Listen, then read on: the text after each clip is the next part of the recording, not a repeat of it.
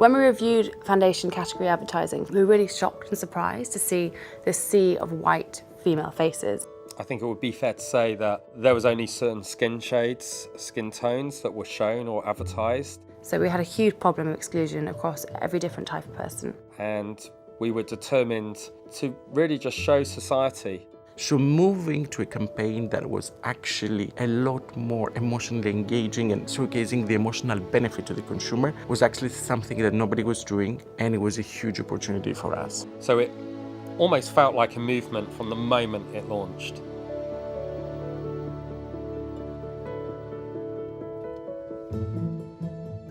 Within mass market makeup, foundation was a really key segment, but it was also a very fragmented segment. None of the players had more than 7% market share. Research has shown us that this was a product laden with emotion, and it makes sense. It's the foundation of the face that you present to the world, but it's also the one thing that you don't really want anyone to notice about you. So wearing the wrong shade, even if it's slightly off, can leave you feeling really embarrassed and kind of self-conscious and flawed. So it's easy to see why minority audiences were feeling upset that there wasn't a shade range that catered for them. We were in a category within the beauty industry that you only had to walk down the supermarket aisle and you could see there was a lack of diversity, i.e. there was a lack of shade range. So there was a real need out there, and to my mind, it was overdue. Beauty bloggers and journalists had pointed out this kind of deep-rooted industry-wide problem of people feeling excluded due to their skin colour. The darker you are, the more excluded you are. Where are all the dark foundations? But actually, when we started looking at the campaign through the lens of exclusion, we realised that it was a much bigger problem.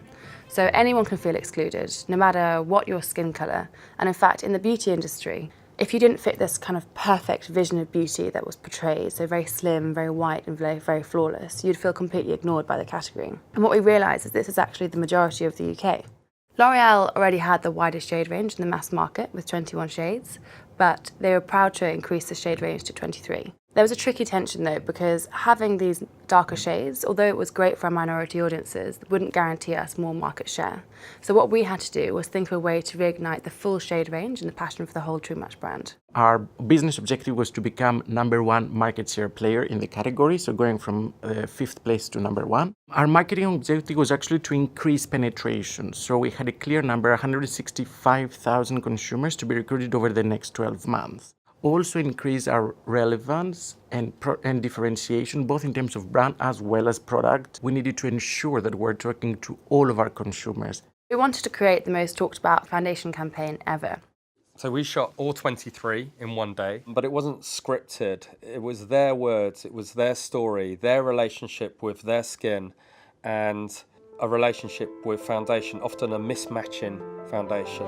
Growing up, I didn't actually wear any makeup because there are 2 stores in Blackburn that did sell makeup and never sold it in my shade. It's really frustrating when you really want to buy makeup and play with it, the same as the rest of my friends at school, but you just can't.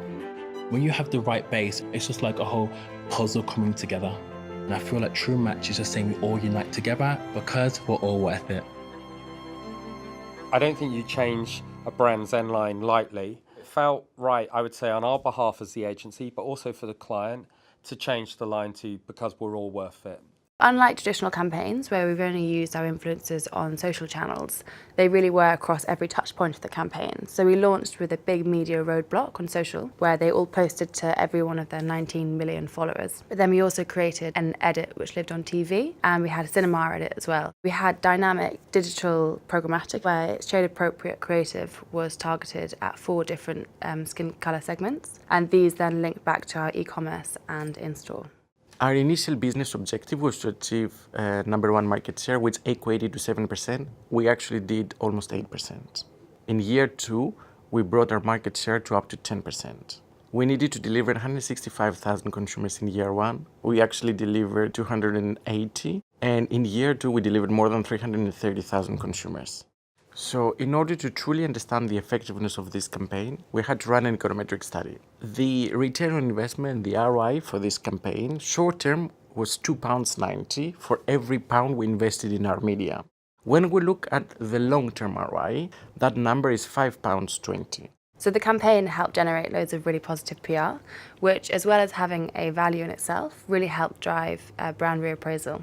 L'Oreal measures brand equity, and the strategy really helped demonstrate growth across the three areas that they find really important. So they measure differentiation, emotional proximity, and relevance. L'Oreal doubled its score for brand I feel close to and brand that caters to all women. For me personally, the moment where I thought this is going to be a success, number one, where I saw other brands, let's say, being inspired by our campaign, and suddenly you realise we've gone beyond our own advertising campaign. We're beginning to change the category. It's beginning to affect the beauty industry, and in its own small, humble way, maybe even a little bit in society. The other telltale sign was other markets picking up on the work or doing their own version of the work. From Australia, My life turned upside down within an instant. I don't take anything for granted. to the US, Russia, across Western Europe, Ma teinte est le 8N. lots of different places doing their own version or running the version that we'd created. I think what we took out of this campaign was that creating emotionally engaging content and content that showcased truly the emotional benefit to the consumer is very, very powerful. What L'Oreal did here clearly was they took a thought and they actually went out and really produced a convincing and very moving and also emotional campaign that worked extremely well. Moving from a model where in the old days there was perhaps one TV spot and it might have been difficult to get all of the shades across in that, to the model now where you can actually serve somebody a message that says, here's how you can find the skin tone that suits you across multiple channels. It's probably a good example of the media making possible a campaign creatively and the two working intertwined in a way that brought the company both profits and, of course, an IPA award. So for me, this really shows how a powerful campaign idea can help work across many different parties. So firstly, obviously for L'Oréal Paris and True Match, which declined from 5th to 1st in market share, but then also for the consumer who feels much more worth it now. For L'Oréal Paris as a brand, which is committed to being more inclusive in general. And finally for the foundation category, which is kind of committed to changing its communication style forever.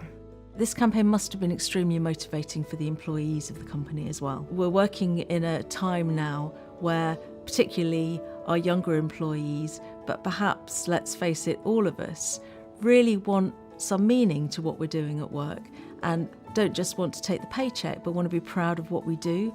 And I'm sure that this campaign will have contributed to that in terms of L'Oréal's own employees and staff. I felt really proud, and when it was picked up by other brands, aside of sales and awards, I think that's where you think, well, that's kind of what we're trying to do. We're trying to do meaningful ideas. We're trying to do ideas that affect societies, not just sales or to win an award.